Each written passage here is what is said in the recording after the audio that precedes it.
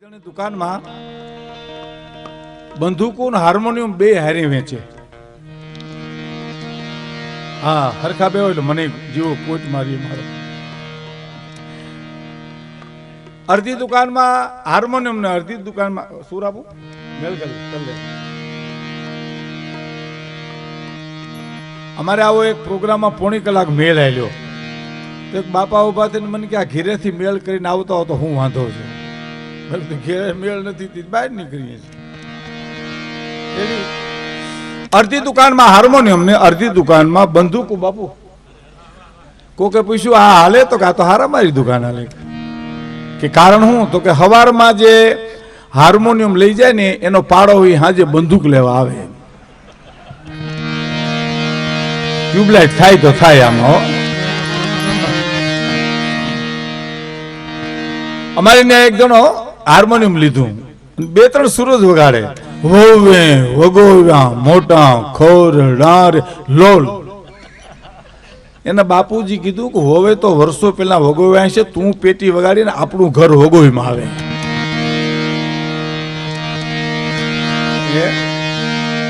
એ જૂનું થઈ ગયું. હવે તું તો વગોવીમાં એમ. પણ આનંદ સંત ફકીર કરે જો આનંદ નાહી અમીરી મેં. બહુ સરસ અર્જુનપુરી બાપુએ સરસ ભજન રજૂ કર્યું. ભજન છે ને એ ભવસાગર તરવાનું તુંબડું છે બાપ. હા, અને બીજી એક ગંગાસતી પાનબાઈ નું ભજન પણ સરસ. તો બધા વેદોની વાત છે સાહેબ. હા, ગંગાસતી પાનબાઈ ના ભજનો એ તો બધી વેદોની વાત.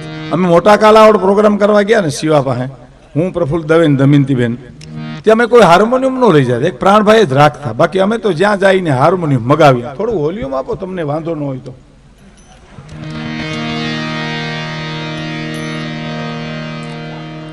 એમાં હા બસ રેડી. એમાં મેં પાલાભાઈ સરપંચને કીધું, મેં કીધું હાર્મોનિયમ ઘણા વર્ષો પહેલા, અને આને 36 વર્ષ થયા. એટલા માટે 36 કહું છું. મારા દીકરાનો જન્મ તેથી મોટા કાલાવાડ મારો પ્રોગ્રામ હતો, એટલે ભરતના જેટલા વર્ષ થયા એટલા વર્ષ થયા. તે પાલાભાઈને મેં કીધું હાર્મોનિયમ જો હોય. મને કે હાર્મોનિયમ નથી લઈ આવ્યો તમે? મેં કીધું ના, એ તો લઈ આવશું. મને કે ગોતી આવશું. જહા પર જાઉં, કાટકોલા જાઉં, શિવા જાઉં, ભાણવડ જાઉં, પણ નેદવા જાય ને દાતરડી લઈ જવી જોઈએ. બોલો, એ પછી બધા વસાવ્યા.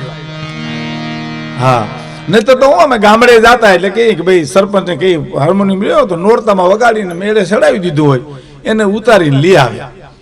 તો અમારા ગામમાં, અમારી બાજુના ગામમાં એક મહારાજને કીધું, મેં ગણપતિ બેહાડો ને, મેં કીધું પછી આપણે શરૂ કરીએ. તો એને સદગુરુ કરીને પડી ગયા. મેં કીધું શું થયું? મને કે વાયસ આવે, કંઈક વાયસ આવે, કંઈક મરી ગયું જીવ જંતુ. એટલે મેં કીધું ભાઈ ગોતો તો ખરા, કોણ શું જીવ જંતુ કાંઈ મર્યું છે? કાંઈ ઉંદેડી બુંદેડી બીજું કાંઈ? બિચારે ગાઈડલા બધું ખોરું કીધું કાંઈ મર્યું નથી. મેં કીધું બાપુ કાંઈ મર્યું નથી, ઉપાડતો સતગુરુ. પણ મેં કીધું બાપુ શું થયું? મને કે વાયસ આવે હજી. પછી ખબર પડી કે આ પેટીની ધમણીમાં ઉંદેડ્યો મરી ગયો હતો. એ ફુવારો સીધું બાપુને જ ઉપાડે.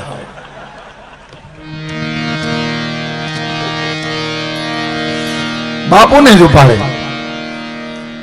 પણ તાર વિનાનો કે સંતૂરનો તોડી શકો, પણ મોરના ટવકાને એમ ન તોડી શકો. તાર વિનાનો કે સંતૂરનો તોડી શકો. મિત્રો, તમારે આવાજીન્દ્રને બસુરું કરવું હોય તો તાર તોડી નાખો, અથવા ઢીલો પતો કરી નાખો, બસુરું થઈ જાય. પણ કવિ દાદ એમ કહે છે કે તાર વિનાનો કે સંતૂરનો તોડી શકો, પણ મોરના ટવકાને એમ ન તોડી શકો. એને તમે બસુરો ન કરી શકો સાહેબ. એ આ બે બોલે અને કાંકરો મારો તો હામી લીંબડે જાય, પણ બોલે સુરમાં જ.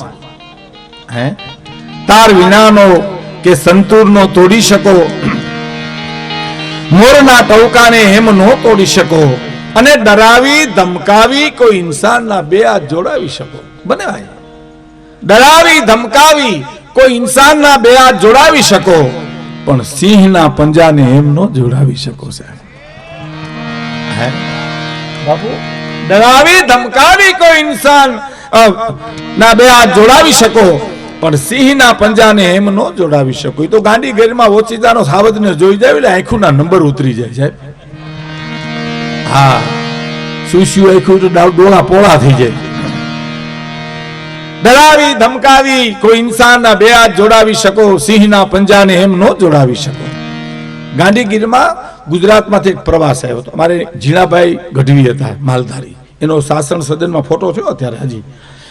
એમાં બહારના મિનિસ્ટરો કે પ્રદેશના મહેમાન સિંહ દર્શન જોવા આવે અને સિંહ દેખાય નહીં તો ઓફિસરો ઝીણાભાઈ ગઢવીને ગોતવા નીકળે સાહેબ, કે ઝીણાભાઈ ક્યાંકથી લોકેશન ગોતી દો ને, કે આ મહેમાન એમને વયા જાય ને અમારી નોકરીઓ આવવા જાય.